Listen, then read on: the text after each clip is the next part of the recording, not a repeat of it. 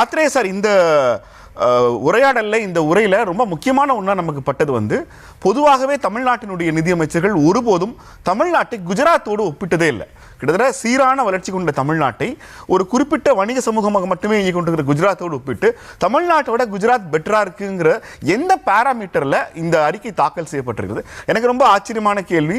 ஒரு தமிழ்நாட்டினுடைய இதுவரையிலான பொருளாதார பாதையில் அந்த டைரக்ஷனில் தான் தாவேகா அரசு போகிறாங்களா, இல்லை வட மாநிலங்கள் எடுக்கிற நடவடிக்கைக்கு போகலாம் அப்படிங்கிற ஒரு டைரக்ஷனல் சேஞ்ச், ஒரு பேரடைம் ஷிஃப்ட் தெரிகிற மாதிரியான பாசிபிலிட்டி இருக்கா?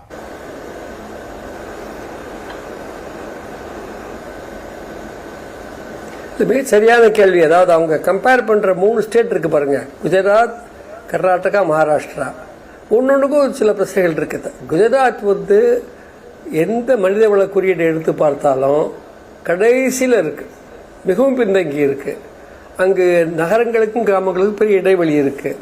ஒரு மிகச்சிறிய சதவிகிதத்தினர் தான் குஜராத் சோகால் குஜராத் மாடலில் பயன்பெறுபவர்கள். அப்போ தமிழக மாடல் என்பது குஜராத் மாடலுக்கு ஃபார் சுப்பீரியர், மிகச்சிறந்த மேலான ஒரு மாடல்னு சொல்கிறதா இருந்தால் தமிழகத்தினுடைய சாதனைகள் குஜராத்தோடு ஒப்பிட்டு பார்க்கும்பொழுது மிகச்சிறப்பானவை. ஒன்று. ரெண்டாவது மகாராஷ்டிரா. அகெயின் அது மகாராஷ்டிரா வந்து ஒன்று வரலாற்று ரீதியாகவே இண்டஸ்ட்ரியலி அட்வான்ஸ் ஸ்டேட்டு, இன்னொன்று அது அகெயின் பாம்பே சென்டர். மகாராஷ்டிரா பூராவும் ஒரே சீரான வளர்ச்சி கிடையாது. அதுவும் இந்த 2 மாநிலங்களுமே ஒன்றிய அரசினுடைய கனிவான பார்வையை பெற்றிருக்கின்றன. ஆனால் நீங்கள் கர்நாடகா கிட்டத்தட்ட ஒரு பெங்களூர் சென்டர் டெவலப்மெண்ட் தான். தமிழகத்தில் தொழில் வளர்ச்சியும் பரவலாக இருக்கிறது, நகரமயமாக்கலும் பரவலாக இருக்கிறது. பெரும் சமூக கொள்கைகள் மூலமாக பெருமளவு மக்களுக்கு கல்விக்கும் ஆரோக்கியத்துக்கும் வாய்ப்பு கிடைத்திருக்கிறது. ஒரு பல நல்ல அம்சங்கள் தமிழக வளர்ச்சியில் இருக்கின்றன. என்ன பலவீனம் தமிழ்நாட்டில் பார்த்தீங்கன்னா, உள்ளாட்சி அமைப்புகளுக்கு கொடுக்க வேண்டிய உரிமைகளை கொடுப்பதில்லை. ஒரு சென்ட்ரலைஸ்ட் அட்மினிஸ்ட்ரேஷனாக இருக்குது. கரப்ஷனை பற்றி பேசுகிறோம். Corruption is there other states also. நான் நியாயப்படுத்தலை. நான் என்ன சொல்கிறேன்னா, இன்றைக்கி டிஸ்கஷனே அந்த டெட்டை மட்டும் வச்சு, மாநில அரசின் கடனை மட்டும் வைத்து பேசுவதெல்லாம் சிக்கலே இருக்குது. ஒன்றிய அரசின் பங்கு என்ன, ஓவரால் தமிழகத்தினுடைய குறியீடுகள் எப்படி இருக்குது, ஒப்பிட்டு பார்க்கணும். இப்போ கேரளாவுடைய இருக்குது. ஒரு அரசு ஒரு கட்சி தோற்றுவிட்டால் அந்த மாநிலம் மோசம் அர்த்தம் இல்லை. அந்த பல காரணங்களுக்காக நடக்கலாம். இப்போ கேரளாவில் அருமையான ஒரு 5 ஆண்டு ஆட்சி கொடுத்து அவங்க நிறைய முன்னேற்றங்களை கொண்டு வந்தாங்க. தமிழ்நாட்டிலையும் நம்ம பண்ணியிருக்கிறோம்.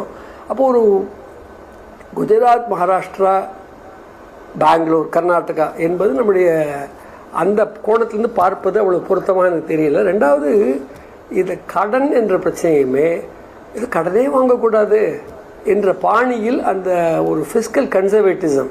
இங்கே அவர் சொன்னாங்க, அந்த அறிக்கையில் சொல்லியிருக்கிறாங்க, 2004 எஃப்ஆர்பிஎம் ஆக்ட் நிறைவேற்றியாச்சு, 20 வருஷமாக நிறைவேற்ற முடியல, அமல்படுத்த முடியல. அப்போ அந்த ஆக்டில் என்ன ப்ராப்ளம் இருக்குன்னு பாருங்கள். அரசுகள்கிட்ட என்ன ப்ராப்ளம் மட்டும் பார்க்காதீங்க. அந்த ஆக்ட் ஒரு தேவையற்ற ஆக்ட் என்பது என்னுடைய கருத்து.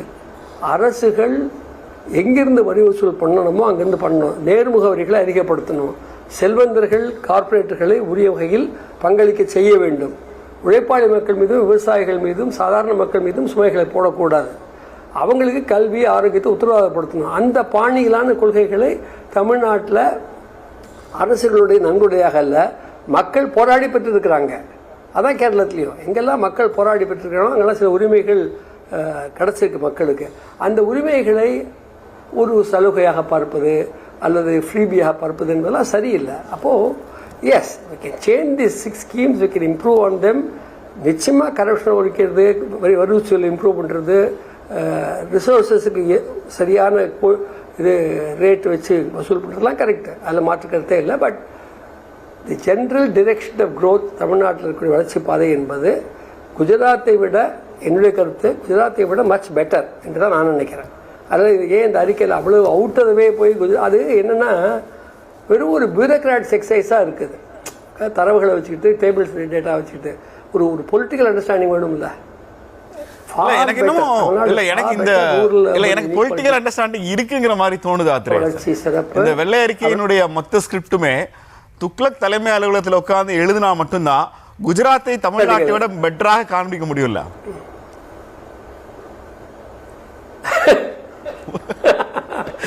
இல்லை, அதாவது ஒன்றிய அரசை தொடாமல் இந்த அறிக்கை வைக்கப்பட்டிருக்கு. அதுலேயே நீங்கள் புரிஞ்சுக்கலாம் அது அதில் ஒரு சார்புத்தன்மை இருக்குன்னு. அப்படி இருக்காதுன்னு நான் விரும்புகிறேன். நான் சொல்லுவது தவறாக இருக்குன்னு நான் விரும்புகிறேன். ஏன்னா மதசார்பின்மையில் உறுதியாக இருக்கார் முதலமைச்சர், பல முறை பேசிட்டாரு. கார்ப்பரேட் ஹிந்துத்வாவில் ஹிந்துத்வா எனக்கு வேண்டாம், கார்ப்பரேட் ஒன்று மட்டும் அது திமுக அரசுகளும் கூட அதிமுக அரசுகளும் கூட கார்ப்பரேட்டுகளுக்கு ரொம்ப நயமாக தான் செஞ்சாங்க. அவங்க ஒன்றும் அவங்கள பாதிச்சுக்கல.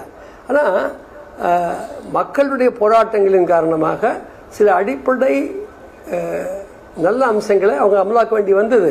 அது நம்ம அந்த சூழலில் தமிழ்நாட்டிலே சஸ்டெயின் பண்ணணும் அப்படிங்கிறது தான் நம்ம முன்னாடி இருக்கிற சவால். நீங்கள் ஒன்றிய அரசினுடைய கொள்கைகளை தொடாமல், அவங்களுக்கு வலிக்காமல், அவங்களோட போராடாமலாம் தமிழ்நாட்டினுடைய நிதி நிலைமையை மேம்படுத்த முடியாது. எஸ், நம்ம முயற்சிகள் எடுக்கலாம், நம்ம பல நடவடிக்கைகள் மேற்கொள்ளலாம். இருந்தாலும் அதுக்கெல்லாம் முட்டுக்கட்டை போட்டுக்கிட்டே வருது ஒன்றிய அரசு. கல்வியாகட்டும், ஆரோக்கியமாகட்டும், எல்லா துறைகளிலும். இன்னொன்று, இந்த பொதுத்துறை தான் அவங்களுக்கு கிடச்சிதா உடனே அதனால தான் பிரச்சனை சொல்கிறதுக்கு அல்ல. கேரளா பல பொதுத்துறை நிறுவனங்களை மீட்டெடுத்துருக்கு. தமிழகமும் அப்படி செய்யணும். ஸோ பொதுத்துறையை வலுப்படுத்த வேண்டும். செல்வந்தர்கள் மீது வரி வசூல் கரெக்டாக செய்ய வேண்டும். ஏழை எளிய மக்களை ஒரு சரியான பார்வையில் பார்க்க வேண்டும். அவங்க உழைப்பாளி மக்கள், தர்மத்துக்கு அவங்க கேட்கலாம், உழைக்கிறாங்க, உற்பத்தி பண்ணுறாங்க. ஆகவே அந்த செக்ஷனுக்கு நம்ம முன்னுரிமை கொடுக்கணும். அதே மாதிரி தான் பெண்கள், அதே மாதிரி தான் ஒடுக்கப்பட்ட மக்கள், பழங்குடி மக்கள், இதெல்லாம் இந்த செக்ஷன் வீக்கர் செக்ஷன்ஸுக்கு அரசு கூடுதலாக கவனம் செலுத்த வேண்டும் என்பது ஒரு சரியான பார்வை என்று நான் கருதுகிறேன்.